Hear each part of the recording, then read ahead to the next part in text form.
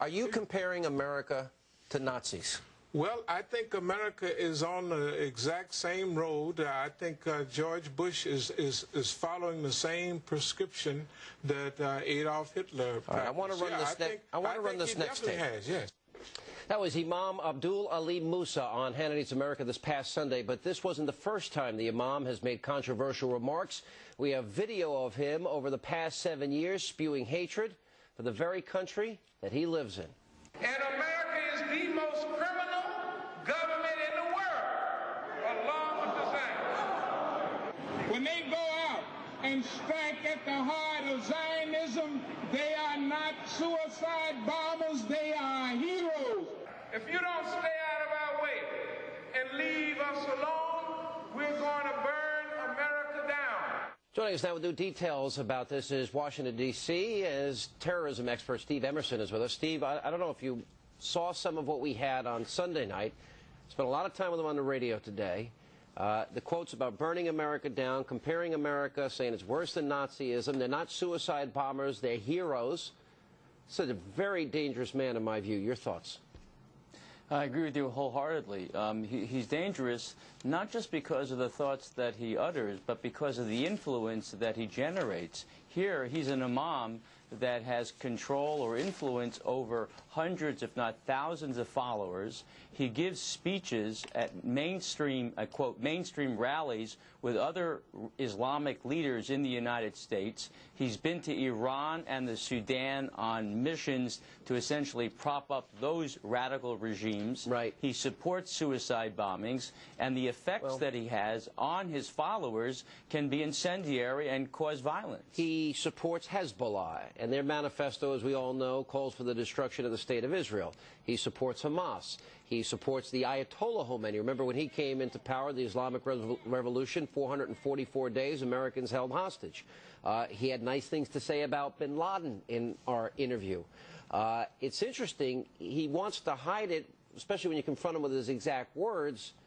But clearly, in an unguarded moment, when he doesn't know he's really being taped, this is what he says.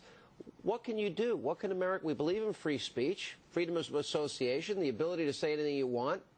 This is his belief system. What can we do? Well, here's a quandary, but I'll tell you something shocking. He was invited to the White House iftar dinner in December of 2000.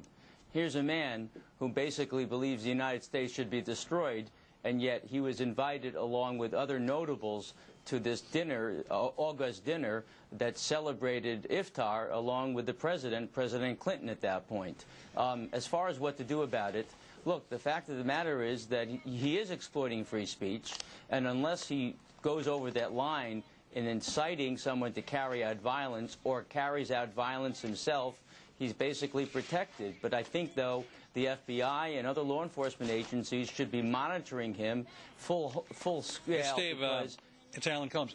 This guy's real name, by the way, is Clarence Reams. He was born in Arkansas, grew up in Oakland, and he converted to Islam. He was a convicted drug clearly, dealer. the fact is we do have free speech, and we need a First Amendment to protect the very kind of speech, reprehensible though it is, that we just saw. You agreed?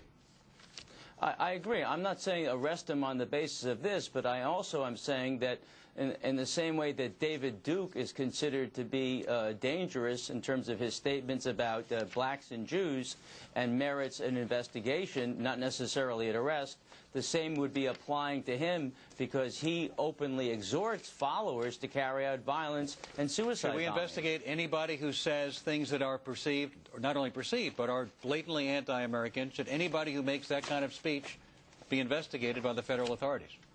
Well, when you say anybody, not anybody, but anybody who follows a checklist like this in terms of supporting Hamas, supporting Hezbollah, supporting Iran, supporting suicide bombings, supporting bin Laden, I think those are the types of indices that should mark somebody who should be investigated. Again, not necessarily arrested, but certainly given more scrutiny as to what activities he might be engaged in. I'm a little cautious about wanting the government investigating people who speak out, reprehensible though the things they are that they say. But is there any evidence that this guy has done anything illegal other than, you know, he's said some incendiary things? Any evidence he's actually incited anybody to commit an illegal act or done anything illegal himself? Well, first of all, he's traveled to Iran and the Sudan. Both regimes have severe restrictions in terms of imposed by the U.S. in terms of who can travel to them.